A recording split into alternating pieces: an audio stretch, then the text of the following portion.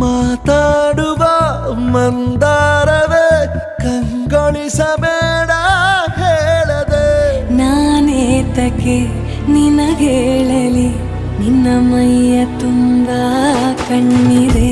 ಮನದಾಳದ ರಸಮಂಜರಿ ರಂಗೇರಿ ನಿನ್ನ ಕಾದಿದೆ ಬಿಸು ಮಾತಿನ ಪಂದ್ಯಾವಳಿ ಆಕಾಶವಾಣಿಯಾಗಿದೆ ಸಂಜೆಯ ಕೆನ್ನೆಯ ಮೇಲೆ ಬಂದು ನಾಟಿದೆ ನಾಚಿಕೆ ಮುಳ್ಳು ಮನದ ಮಗು ಹಠ ಮಾಡಿದೆ ಮಾಡುವ ಕೊಂಗ